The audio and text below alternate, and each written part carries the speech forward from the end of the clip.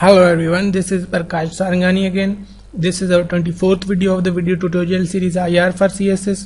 इस वीडियो में जो है वो हम कोल्ड वॉर का टॉपिक जो हमने आधा किया था लास्ट वीडियो में उसको कंप्लीट करने जा रहे हैं. This is the second part of the topic cold war. We are going to continue from the second phase. Okay जी, तो ये है second phase of the cold war. ठीक है, इसको हम देतांत या डेटांट बोलते हैं. सही है.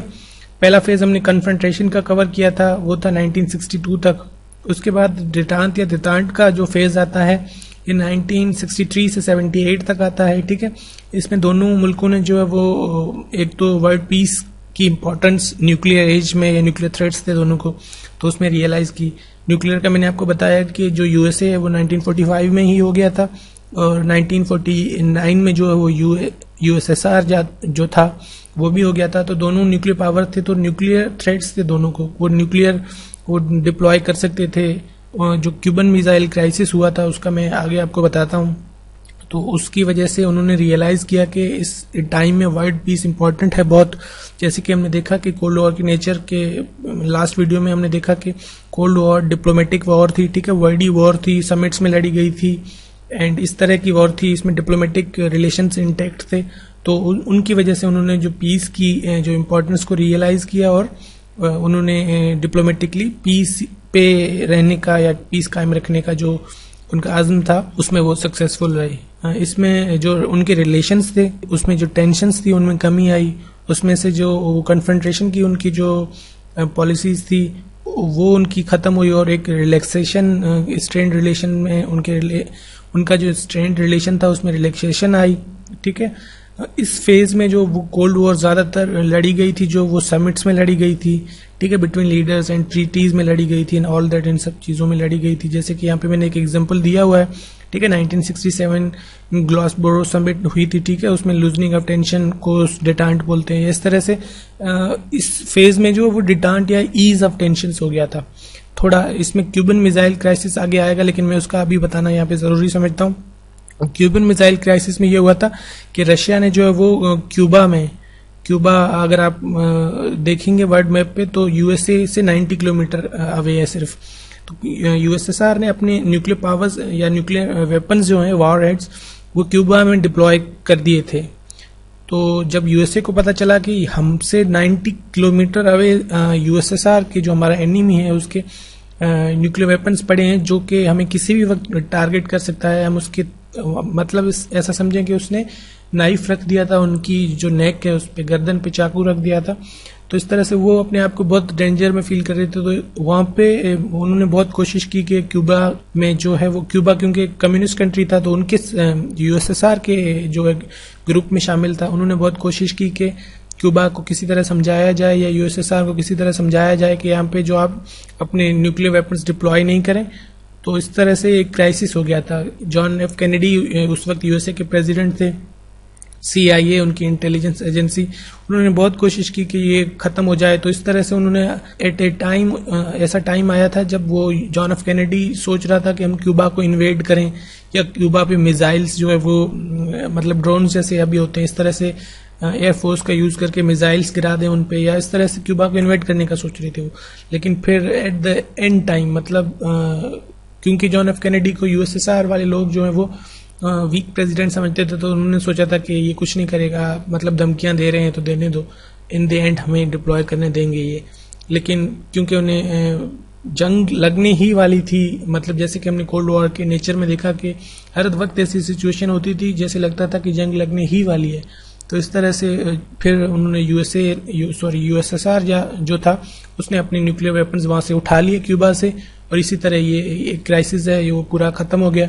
तो उस वजह से फिर उन्होंने जो है वर्ल्ड पीस की जो है वो न्यूक्लियर एज में रियलाइज किया और इस तरह से उनके जो रिलेशन में डिटांट आ गया था या देतांत हो गया था. ठीक है, देतांत का आप यहाँ पे पढ़ सकते हैं. मैंने डेफिनेशन लिखी है यहाँ पे. ठीक है, जो डेफिनेशन है उसकी वो मैंने यहाँ पे लिखी है, किसकी पॉलिसी थी या किस वजह से हुई थी, ये सब चीजें यहाँ पे लिखी हुई है.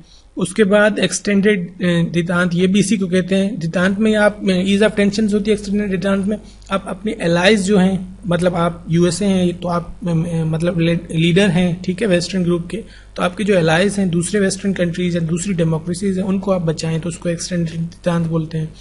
फिर लिंकेज स्ट्रेटजी है जो निक्सन डॉक्ट्राइन कहते हैं जिसे। अब डॉक्ट्राइन का मैंने आपको बता दिया, निक्सन क्या है, वो निक्सन प्रेसिडेंट था और डॉक्ट्राइन उसकी पॉलिसी का नाम है। तो उसमें उन्होंने कोशिश की थी, ये और हेनरी किसिंजर उनके बहुत ही बड़े डिप्लोमेट हैं, बहुत ही फेमस पर्सन है, उन्होंने ये कोशिश की थी कि वो परसुएड करें सोवियत यूनियन और कम्युनिस्ट चाइना को कि वो मतलब कोऑपरेट करें उनसे, ठीक है। थर्ड वर्ल्ड कंट्रीज में जहाँ पे रिवोल्यूशंस आ रही थी, रिवोल्यूशंस के थ्रू कम्युनिस्ट कंट्रीज वो बन रही थी, तो उस फील्ड में, न्यूक्लियर फील्ड में, इकोनॉमिक फील्ड में और इन सब चीज़ों में वो उनसे कोऑपरेट करें। तो वो उस पॉलिसी या इस स्ट्रेटजी, इस डॉक्ट्राइन को वो लिंकेज स्ट्रेटजी कहते हैं, क्योंकि क्वेश्चन किसी भी नाम से दे सकता है, तो आपको ये नाम पता होने चाहिए। निक्सन डॉक्ट्राइन भी कहते हैं, ठीक है। फिर मैंने आपको जो है वो क्यूबन मिसाइल क्राइसिस का बता चुका हूं मैं। क्यूबन मिसाइल क्राइसिस के बाद एक और चीज हुई थी, उनमें उन्होंने ये रियलाइज कर लिया था कि जो न्यूक्लियर तो दोनों हो चुके थे पावर, तो न्यूक्लियर उसमें उन्होंने एग्री किया कि दोनों अंडरग्राउंड होंगे अब, ठीक है। उन्होंने लिमिट कर दिया था अपने आप को, टेस्ट जो होगा, न्यूक्लियर टेस्ट होगा वो लिमिटेड होगा। तो उन्होंने एक ट्रीटी कर ली थी, लिमिटेड टेस्ट बैन ट्रीटी, इसको LTBT कहते हैं, ठीक है। फिर CTBT हुई, ये सब उसी टाइम में हुई थी। CTBT है, NPT है, ये सब उसी टाइम में हुई थी। देतांत का एक और रीजन ये भी है कि चाइना और अमेरिका में 1971 में रिलेशंस इंप्रूव हो गई थी, पाकिस्तान का उसमें बहुत बड़ा रोल है। ये क्योंकि टॉपिक ऑफ टॉपिक है इसलिए तो मैं बता नहीं रहा हूँ, लेकिन आप अगर आपको इंटरेस्टेड है इसमें तो आप पढ़िएगा कि पाकिस्तान ने क्या रोल प्ले किया था चाइना और USA के रिलेशंस जो वो उसको इम्प्रूव करने में। और उसके बाद ये जो टाइम पीरियड है 1970 से 79 तक, इसको भी डिक्लाइन ऑफ कोल्ड वॉर कहते हैं, ये पीरियड ऑफ देतांत कहते हैं। ये प्योर देतांत था, इसमें कुछ भी टेंशंस वगैरह नहीं थी इसमें, एंड ऑल दैट सब चीज़ें थी। एक चीज़ मैं यहाँ पे आपको बहुत ज़रूरी है बताना, वो मैं स्किप करता आया हूँ शुरू से, उसकी मैंने डिटेल लिखी नहीं है, लेकिन वो आपको मैं डिटेल में बता रहा हूँ यहाँ पे। वो है वियतनाम वार का। वियतनाम वार जो है वो 1954-55 से शुरू हुई थी। ये भी कोरिया की तरह सिचुएशन थी, साउथ कोरिया और नॉर्थ कोरिया था, जो इस तरह से साउथ वियतनाम था और नॉर्थ वियतनाम था। तो वियतनाम जो है वो नॉर्थ वियतनाम कम्युनिस्ट था और साउथ वियतनाम जो है वो कम्युनिस्ट नहीं था। तो नॉर्थ वियतनाम ने साउथ वियतनाम को जो है वो उनमें जंग हो गई और वो उसे कैप्चर करके या उसे एक यूनिफाई करके एक कंट्री दोनों को मिला के वो कम्युनिस्ट बनाना चाहते थे उसको। तो USSR और USA ने जो है दोनों ने सपोर्ट किया, अपने अपने जो भी उसके एलाइज थे।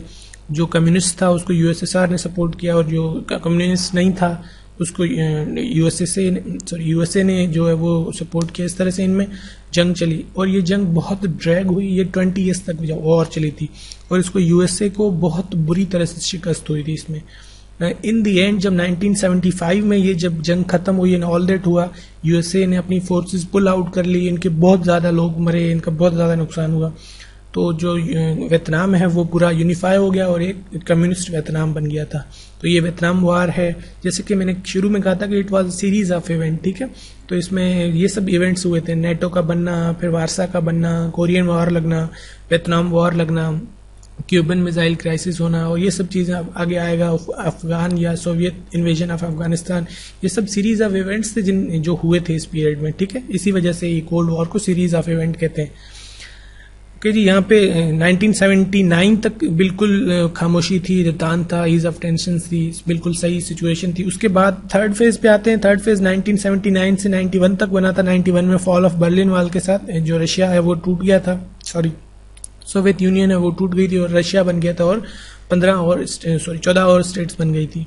तो उसमें रिन्यूड कन्फ्रंट्रेशन में ये हुआ था कि सोवियत यूनियन ने इन्वेड कर लिया था अफगानिस्तान को 1979 में। ये था वो इवेंट जिसकी वजह से देतांत या ईज ऑफ टेंशन खत्म हुई, ठीक है। उसमें यहाँ पे मैंने सिर्फ एक लाइन लिखी हुई, लेकिन मैं आपको डिटेल में बता दूं कि हुआ ये था कि सोवियत यूनियन ने जो है वो अफगानिस्तान को इन्वेड कर लिया। अफगानिस्तान को इन्वेड करने के बाद वो उनको डायरेक्ट एक्सेस मिल जाता गल्फ स्टेट्स जो हैं, या जो हमारी सऊदी अरेबिया होगी, ईरान होगी, ये मतलब जो इंडियन ओशन है वहां तक उन्हें जो है वो मिल जाता, एक्सेस मिल जाता उनको हॉट वाटर्स में, क्योंकि रशिया के साइड सी है और वो सब चीज़ें हैं। तो उन वहाँ पे जो है वो कोल्ड वाटर होता है, वो 2-3 महीने या 4 महीने साल में मतलब वार्म होता है, तो वहाँ से शिप्स वगैरह जा सकती है, वरना वो इतना जमा हुआ पानी होता है कि वहाँ पे जो है वो ट्रेड नहीं हो सकता उनका। तो वो एक वार्म वाटर की तरफ जाने की कोशिश कर रहे थे। तो USA चाह रहा था कि इनको वार्म वाटर्स तक रास्ता या रसाई जो है हासिल ना हो, अगर इनको हो गई तो ये अपने बिजनेस वगैरह वो वहाँ से कर लेंगे और हमें बहुत नुकसान होगा। तो उन्होंने कोशिश की थी कि इनको बचाया जाए।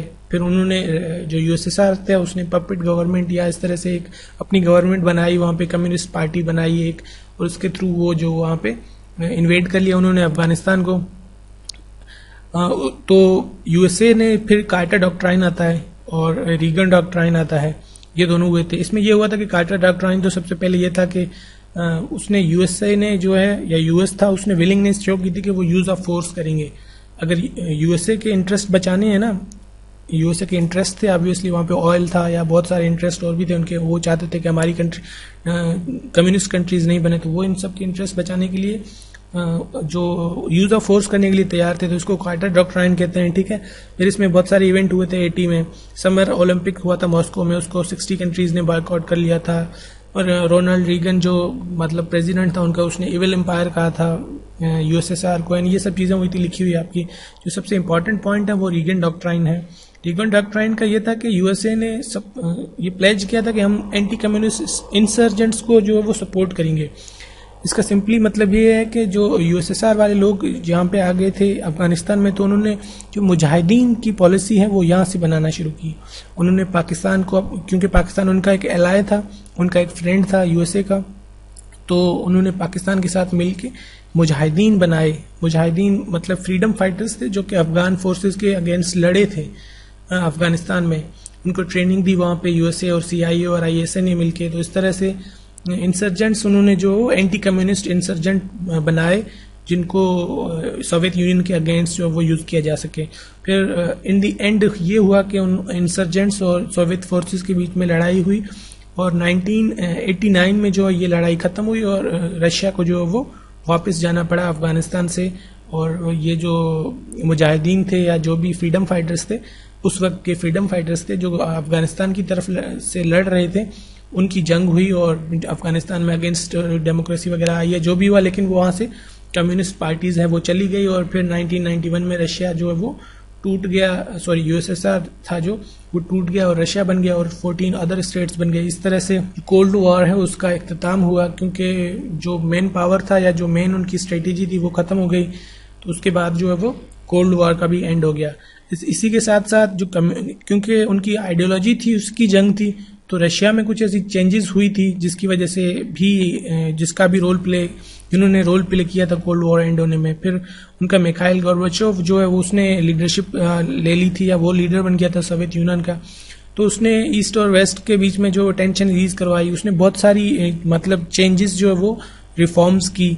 उसकी जो डोमेस्टिक चेंजेस में दो सबसे बड़ी चेंजेस हैं, एक ग्लेस्नोस्ट है और एक पेरेस्ट्रोइका। इसको मतलब सिंपल, क्योंकि ये रशियन टर्म्स है तो इसमें हम नहीं जाते हैं। मैं आपको एक तो पॉलिटिकल ओपननेस उसने करवाई थी, क्योंकि कम्युनिज्म में कोई भी पॉलिटिकल ओपननेस नहीं होती है। डेमोक्रेसी में आपको मतलब फ्रीडम ऑफ एक्सप्रेशन होता है ना, वहाँ पे नहीं होता है। तो उन्होंने एक पॉलिटिकल ओपननेस करवाई कि जैसे डेमोक्रेसी में पॉलिटिकल ओपननेस होती है, पॉलिटिकली आप अपना ओपिनियन दे सकते हैं, वोट दे सकते हैं, सब कुछ कह सकते हैं। तो उन्होंने एक वो किया, एक इकोनॉमिक रिस्ट्रक्चरिंग की। कम्युनिस्ट जो होते हैं उनका स्ट्रक्चर, इकोनॉमिक स्ट्रक्चर कैपिटलिज्म से बिल्कुल अपोजिट होता है। तो उन्होंने जो अपना कम्युनिस्ट इकोनॉमिक स्ट्रक्चर था उसमें रिस्ट्रक्चरिंग करके उसको थोड़ा ओपन किया, ताकि फ्री मार्केट इकोनॉमी वाला और ये सब डेमोक्रेटिक जो कैपिटलिज्म के कॉन्सेप्ट है वो इंट्रोड्यूस करवाए। तो इस तरह से बहुत सारी रिफॉर्म्स करने के बाद रशिया की जो शेप है वो कम्युनिस्ट एग्जैक्टली 100% या प्योर सोशलिस्ट रही नहीं थी। इसलिए इस वजह से भी जो है वो उन्होंने फिर वॉर, क्योंकि वॉर थी आइडियोलॉजीज की, आइडियोलॉजी ही चेंज हो गई उनकी जब, तो वॉर रही नहीं। तो इस वजह से भी ये भी एक मतलब इस चीज ने भी प्ले किया पार्ट अपना कि वो वॉर खत्म हो। ठीक है, सोवियत यूनियन की फॉरेन पॉलिसी चेंज हो गई और ये सब चीजें हो गई थी उसके बाद। और उसके बाद जो last part of the video है उसमें मैं थोड़ा सा पोस्ट कोल्ड वॉर का जो है वो मैं बता दूं आपको। पोस्ट कोल्ड वॉर ये हुआ था कि फॉल ऑफ बर्लिन वॉल के साथ ये सिंबलाइज, अगर कहीं पे भी आप पढ़े ना कि फॉल ऑफ बर्लिन वॉल हो गया, तो इसका मतलब है कि कोल्ड वॉर का एंड होना। फॉर्मली कोल्ड वॉर एंड होना का मतलब फॉल ऑफ बर्लिन वॉल। उसके बाद न्यू वर्ल्ड ऑर्डर हो गया था। न्यू वर्ल्ड ऑर्डर का मतलब ये कि क्योंकि रशिया या सोवियत यूनियन थी, उसका और यूएसए की बहुत बड़ी जंग थी, दुनिया बायपोलर थी उस वक्त। तो जब वो खत्म होगी रशिया और वो फोर्सेस ने, उनकी हार हो गई या वो एक तरह से डिफीट हो गई उनकी, तो एक ही सुपर पावर बचा था, single greatest power in the world या ऑन द अर्थ, वो यूएसए बचा था। तो न्यू वर्ल्ड ऑर्डर ये इमर्ज हुआ था कि यूएसए अब सोल सुपर पावर है, सोल का मतलब सिंगल सुपर पावर है, और दूसरे जितने भी कंट्रीज हैं वो सुपर पावर्स नहीं हैं, और वो मतलब उसके मुकाबले में कुछ भी नहीं है। और जो भी दुनिया की डायरेक्शंस देनी थी या जिस तरह से दुनिया को कंट्रोल करना था या अपनी ग्लोबल लीडरशिप जो वो कायम कर चुका था, तो उस हिसाब से दुनिया को चलाना था, वो सब यूएसए ने करना था। तो ये था new world order. New world order में फिर उनकी जो बहुत सारी पॉलिसीज थी, फिर मुजाहिदीन जो थे वो आगे चल के तालिबान बन जाते हैं, ऑल दैट, उस सब चीज़ों में नहीं जाते। ये सब पोस्ट कोल्ड वॉर हुआ था। अगर ये अफगानिस्तान का जो वीडियो है वो कवर करेंगे हम, तब उसमें ये चीज़ें डिस्कस करेंगे। लेकिन ये सब था कोल्ड वॉर का, ये मैंने बहुत डिटेल में कवर किया है। आई होप कि 2 वीडियोस में आपको कोल्ड वॉर का टॉपिक में जो समझ आया होगा। ये काइंडली करंट अफेयर्स के हिसाब से भी बहुत इंपॉर्टेंट टॉपिक है, बैकग्राउंड के लिए, ठीक है, पाकिस्तान अफेयर्स के लिए भी इंपॉर्टेंट है, आईआर के हिसाब से भी इंपॉर्टेंट है। तो जो भी आपके दोस्त हैं, जो भी आपके सीएसएस पेरेंट्स वगैरह जो भी तैयारी कर रहे हैं, उनके साथ काइंडली ये वीडियोस शेयर कीजिएगा। And thank you very much for watching this video. I hope कि आपको समझ आया होगा। Thank you very much.